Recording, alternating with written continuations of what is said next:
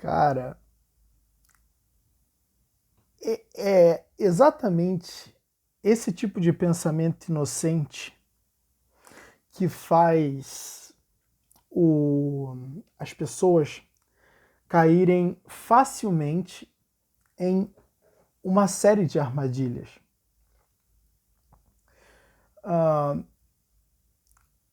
Entenda uma coisa: ideologia, ela não é só uma ideologia. Ideologias, elas também são armas. Você deve estar acostumado com armas de fogo, né? Já deve ter escutado falar sobre armas de fogo, armas biológicas, armas químicas. Mas deixa eu dizer uma coisa interessante para você também. Existe um outro tipo de arma, que é a arma ideológica ou arma psicológica, né? Porque o alvo não é a ideia, o alvo é a mente. Então, existe uma arma psicológica. E qual é a arma psicológica? Amigo, a arma psicológica são as ideias. Entenda uma coisa. Você está num mundo onde as ideias, basicamente, norteiam as ações humanas. Antes de uma ação ser realizada, existe uma ideia motivadora desta ação. Basicamente, vai acontecer de surgir uma ideia e essa ideia ser transformada em emoção e logo em comportamento. E então, aquele indivíduo ele vai exercer a ação humana no mundo. O que vai acontecer aqui? Esse indivíduo ele vai exercer uma ação humana que ela pode ser a ação ideal ou a ação não ideal. Do que basicamente eu estou falando? A quem eu estou me referindo quando eu digo que existe uma ação ideal e uma ação não ideal? Eu estou me referindo àqueles as quais manipulam de uma certa forma o desenvolvimento de ideologias. Isso não é novidade. Ao longo da história do mundo, para você ter ideia, uma das maiores armas no Império Romano, por exemplo, era o espalhar de rumores. O que era o espalhar de rumores? Vão lá e desinformem. Aconteceu alguma determinada coisa. Isso não aconteceu. Mas essa informação, ela seria contada de uns para os outros, iam motivar ações com base nela, e de uma certa forma, aquele que iniciou esse movimento ia ter um objetivo cumprido. Que, geralmente, qual é o objetivo? Manter-se em algum determinado poder que já tem. Então, esta arma psicológica, logicamente, é utilizado por aqueles que querem manter-se no poder. Lembrando que você está no mundo onde as pessoas elas atingem cargos de poderes e aquele que está em cima, tome cuidado para que não caia. Então ele tem que se manter lá, né? E o que ele vai se manter? E como ele vai se manter lá? Como ele vai se manter no poder? Ele vai ter que proteger o lugarzinho dele, né? E como é que ele faz isso? Ele vai utilizar armas para isso. Uma delas, e a mais eficiente, é essa, a arma psicológica, né? Que basicamente vai agir na cultura, nas interações sociais, no debate social, na conversa entre as pessoas, na conversa dentro de sua própria casa, na mesa lá, quando todo mundo se senta para comer. Muitas vezes ali estão sendo debatidas ideias que basicamente são ideias perniciosas, entende? Então, a gente tem que tomar muito cuidado com o tipo de ideia que a gente acaba adotando. Isso é primordial, você tomar cuidado com as ideias que você adota. Por quê? Porque essas ideias, de uma certa forma, elas acabam gerando um determinado efeito que ele é benéfico para o manipulador, mas geralmente ele é maléfico para aquele que possui a ideia, o agente verdadeiro. Entende? Que são geralmente as pessoas comuns. Então, você tem um ataque pesado à maior estrutura, a família. Entenda uma coisa, o alvo dessa gente que, de uma certa forma, mina a base social para, de uma certa forma, desestruturar essa base social para, de uma certa forma, levar essas pessoas a não oferecerem resistência a esses indivíduos, são exatamente ataques diretos à família. Por quê? Porque quando você ataca a família e desestrutura a família, você está desestruturando o núcleo básico da sociedade.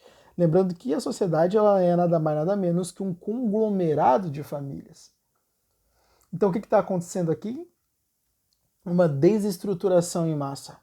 É isso que geralmente acontece com as ideologias que são impregnadas, né, no meio, com a finalidade de uma certa forma, desestruturar as famílias. Né? Esse papo de que hoje tem muito em voga, né, aquela ideia de que a mulher não mais pode obedecer o marido. Isso é um grande problema, a mulher obedecer o marido. Ela não pode ser obediente. Entende? E, logicamente, muitas vezes você também tem maridos que não têm voz de comando. Eles não têm capacidade de comandar. Então, logo, não levariam naturalmente a mulher a obedecer. Tem isso. Mas essa ideologia da mulher não obedecer o marido, de uma certa forma, faz com que haja um sentimento de rebeldia na mulher. De modo que ela não só vai deixar de obedecer o marido, como vai criar um sentimento de aversão ao comando do marido. Então, tudo que o marido falar não vai ter mais autoridade alguma. E imagina você numa casa, você mulher, imagina uma mulher casada com um homem, aonde esse homem, de uma certa forma, ele não consegue levá-la à ação. Ele não consegue, de uma certa forma, cativar. Ele não consegue exercer autoridade sobre ela. Lembrando que exercer autoridade não necessariamente é uma coisa negativa. Pode ser quando a pessoa não sabe fazer. Mas quando se exerce a autoridade, o marido ele está cumprindo o papel que lhe cabe. Por quê? Porque todo o ambiente onde tem mais de duas pessoas vai ter que ter um líder. Vai ter que ter um líder. E geralmente quem assume a liderança é o homem. Ah, mas por que não pode ser a mulher? Calma, amiga. E eu vou te explicar por que não pode ser a mulher. Por quê? Porque você iria castrar o macho. Você está entendendo? Quando basicamente a liderança do macho ela é desafiada ou destituída, você meio que castra o macho. Um macho castrado se torna um macho afeminado. E isso não pode acontecer. O homem, a questão a própria presença da testosterona, o hormônio masculino do homem, não é à toa. Esse hormônio, de uma certa forma, o empodera para que ele possa liderar. Se esse indivíduo ele não consegue exercer e, de uma certa forma, ele sente que ele possui determinadas dificuldades no ambiente, ele começa a desacreditar de sua própria masculinidade, ele começa a desacreditar de sua própria potência. E esses níveis de testosterona começam a baixar. E ele, de uma certa forma, fica castrado. E entenda uma coisa, uma das piores coisas que podem acontecer para a mulher é um homem castrado. Ela não se interessa mais por ele. Não existe mais aquela atração sexual da mulher pelo homem quando este é castrado. É de extrema necessidade que um homem ele seja homem e ele haja como homem, para que ele possa, de uma certa forma, manter-se homem. Homem não é necessariamente um sexo. Se a gente for parar para analisar e analisar profundamente, a gente vai ver que a questão do macho, de homem, ela tem muito a ver com comportamentos, ela tem muito a ver com presenças hormonais, aonde, quando isto é perdido, este mesmo homem começa a, de uma certa forma, desenvolver traços afeminados.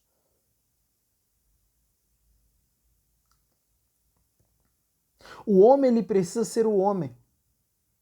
Porque se ele não for o homem, ele não vai conseguir mais ser homem. Entende? A mulher, ela atua e atua perfeitamente bem quando esta mulher ajuda esse homem a ser mais homem ainda. E lógico, quando este homem trata essa mulher como ela merece ser tratada. Porque, não vou mentir aqui, a gente sabe que tem os trouxas, né? A gente sabe que tem homens que gostam de se prevalecer sobre as mulheres. Isso é fato. Isso é fato. E, logicamente, isso é completamente errado, mas isso é um problema, como vários outros. Não é verdade? As coisas não vão funcionar perfeitamente sempre, né? Então, acontece que a partir do momento que é minado a capacidade de desenvolver uma liderança, uma condução no homem, a partir do momento que ele é castrado, ele deixa de ser homem. E o homem, quando deixa de ser homem, ele não consegue estruturar a sua família. Lembrando que uma família nada mais é que a junção de um homem e uma mulher. Entende? Então, o homem deixa de ser homem, ele, de uma certa forma, acaba não mais conseguindo fazer com que sua família ela seja uma família bem estruturada. Então, existe essa necessidade. E, lógico, não é somente esse tipo de ataque. Existem vários outros ataques à família. Existem vários outros ataques à família. E é importante, né, sempre ficar atenta a cada ataque desses aí. E sempre proteger a sua família desses ataques. Homem e mulher são duplas. Homem e mulher é complemento um do outro. E isso é importantíssimo entender para que não se caia nessas besteiras, né, de que as mulheres elas têm que prevalecer de uma certa forma sobre os homens.